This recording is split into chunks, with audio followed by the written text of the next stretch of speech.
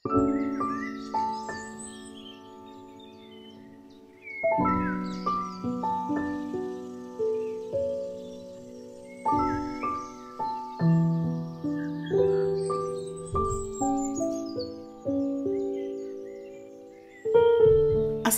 আলাইকুম 3A blog family. আশা করছি সবাই অনেক ভালো আছেন, আমরাও ভালো আছি আলহামদুলিল্লাহ। সেদিন আরাফার অনুরোধে হঠাৎ করে গিয়েছিলাম জাতীয় জাদুঘরে। তো যাওয়ার পরে যেটা সমস্যা, প্রথমত হচ্ছে ভাঙতি টাকা নেই, যার কারণে আরাফার বাবা হচ্ছে টিকিট কাটতে পারছেন না। টাকা ভাঙানোর জন্য আইসক্রিম দিয়েছে বাচ্চাদেরকে। এখন বাচ্চাদেরকে আইসক্রিম দিয়ে টাকাটা ভাঙতি করে নিয়ে তারপর হচ্ছে উনি টিকিট করছেন। আর এই ফাঁকে ওদেরকে বলছিলাম তোমরা তাড়াতাড়ি করে হচ্ছে আইসক্রিম খেয়ে নাও, যেহেতু খাবার নিয়ে ভিতরটাতে যেতে দেবে না। তো ওরা খাচ্ছে, আবার হচ্ছে এখানে ব্যাগটাও জমা দিয়ে যেতে হবে। আর বাইরে থেকে একটু নিচ্ছিলাম। এখানে আসার আরাফার অনেক দিনের ইচ্ছে। আরাফাকে ছোটোবেলায় ক্লাস 5-এ পড়ার সময় একবার নিয়ে এসেছিলাম, তখন আমরা সিরাজগঞ্জ থাকতাম, ওখান থেকে নিয়ে এসেছিলাম। তো তখন আরাফার বাবা ভিতরে ঢুকে দেখেছে। আর আমি যে বঙ্গবন্ধু শেখ মুজিব মেডিকেল দেখাইছিলাম আপনাদেরকে, যেটা পিজি হসপিটাল নামে চিনি, তো ওখানে আবরারকে ইপনাতে দেখাতাম। তো আবরারকে দেখিয়েছিলাম ডাক্তার, আর আরাফার বাবা এখানটাতে ঘুরে দেখিয়েছেন। তো ওরা যখন ঘুরে দেখেছে তখন বের হয়ে আসার সময়টা আমি ফোন দিচ্ছিলাম যে আমার ডাক্তার দেখানো শেষ, এখন কি করব। তো ওরা বলছিল আম্মু আসো, আমাদের দেখা শেষ। না, আমি আর আবরারকে নিয়ে ভিতরে ঢুকিনি। এমনিতেই ডাক্তার দেখাতে অনেকটা সময় লেগে গিয়েছে। আবার দেখা গেছে আবরার অনেক হাইপার হয়ে যাচ্ছে। ও ছোট ছিল, গরমের দিন ছিল, খুব বিরক্ত লাগছিল, তো চলে গিয়েছি। আর আমার আর দেখা হয়নি। আর তাছাড়া এই জাতীয় জাদুঘরে ছোটবেলা থেকে আমারও আসা হয়েছে কয়েকবার, আমার আব্বা নিয়ে এসেছেন। এখন মেয়েকে নিয়ে আসলাম আর কি। তো মেয়ের যেটা শখ, আরও একদিনও এসেছি আমরা, গত 25শে ডিসেম্বর এসে এখানটা থেকে ফেরত বাসায় চলে গিয়েছি। পরে রমনা পার্ক দিয়ে ঘুরে তারপর এসেছি বাসায়, কারণ তখনটা হচ্ছে ওরকম মানে বন্ধ ছিল আর কি। আর এটা তো সপ্তাহে একদিন মঙ্গলবার বন্ধ থাকে। তো সেই আশায় সেদিন হঠাৎ করে ওর বাবা বলছিলেন যে আজকে চলো, আমার হাতে সময় আছে, তোমাদেরকে একটু ঘুরে দেখাই। আমাদের বাসা থেকে আস্তে আস্তে এখানে কিন্তু অনেকটা সময় লেগে গিয়েছে। তারপর আসার পরে টিকিট নিয়ে তো একটা সমস্যা হলোই। তারপর টিকিট কেটে যে ভিতরে ঢুকে একটু একটু করে দেখছিলাম আর আপনাদের জন্য একটু রেকর্ড করছিলাম। আমার আজকের ভিডিওটি আপনাদের কাছে যদি ভালো লেগে থাকে প্লিজ ভিডিওটিতে একটি লাইক দিবেন। এ জাতীয় ভিডিও আরও পেতে চাইলে আমার চ্যানেলটিকে সাবস্ক্রাইব করে রাখবেন।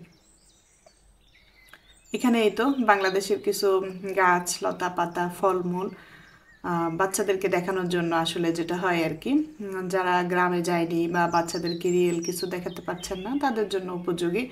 যেমন আমি আবরারকে যে ঘুরে ঘুরে দেখাচ্ছি বলছি, আবরার তো এগুলো দেখেছে, গ্রামে যায় মাঝে মাঝে দেখা হয়। তারপর আরহানকে দেখাচ্ছিল, আরহানের বাবা।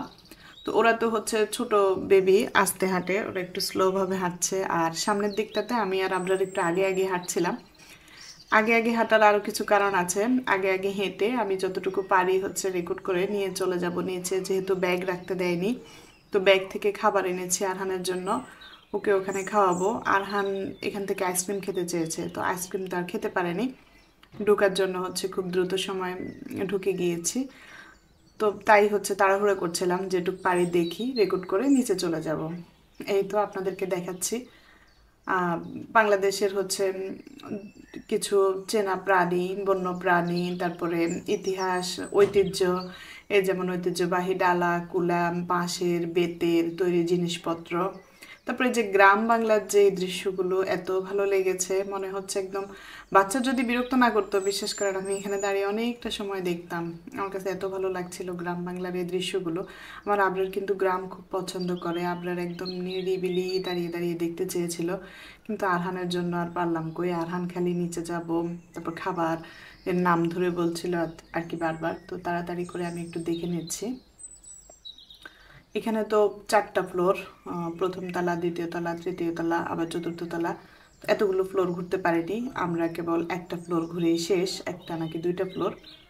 তারপর আরাফার বাবা চলে গিয়েছে উপরে। এই তো আমি এদিক থেকে একটু একটু করে দেখে একটা ফ্লোর শেষ করে আমি চলে যাব। নৌকা দেখে তো আবরার আরও অস্থির। ও সিরাজগঞ্জ থাকতে নদীতে নৌকা খুব পছন্দ করতো, সবসময় হচ্ছে নৌকাতে ওঠার জন্য অস্থির করতো।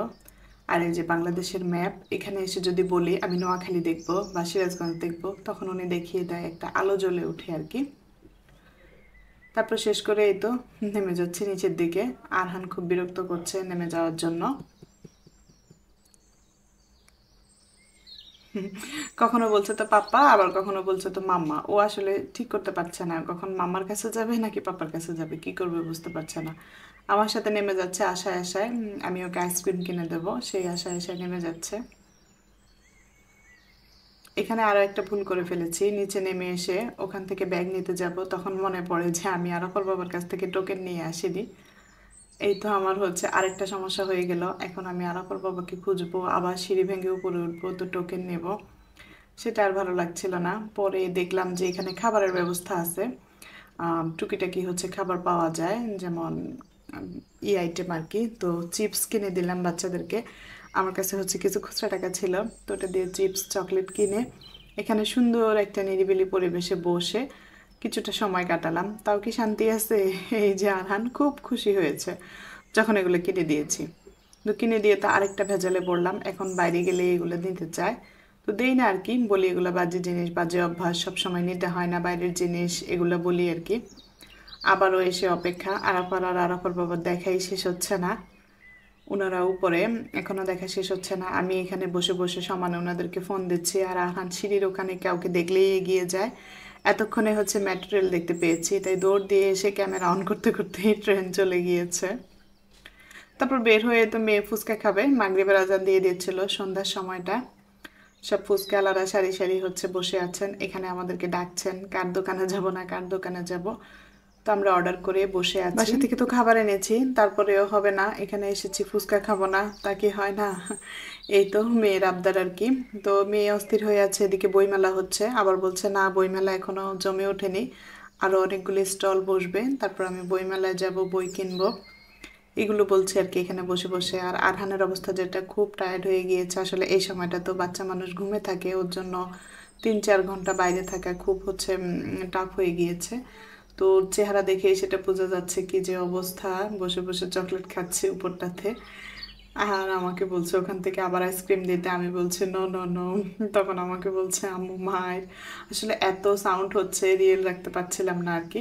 তো ফুচকা চলে এসেছে, এখন হচ্ছে আমরা বসে ফুচকাটা এনজয় করব। ফুচকাতে প্রচণ্ড ঝাল ছিল, আমি আসলে একটু ঝাল কম খাই, যারা ঝাল খান তাদের জন্য ঠিক আছে, আমার একটু অসুবিধা হয়ে গিয়েছে। তো আমি বারবার পানি নিচ্ছি, আর এই যে মোরব্বা ব্রেড এনেছি বাসা থেকে। তো আজকের মতো এইটুকুই, আল্লাহ হাফেজ।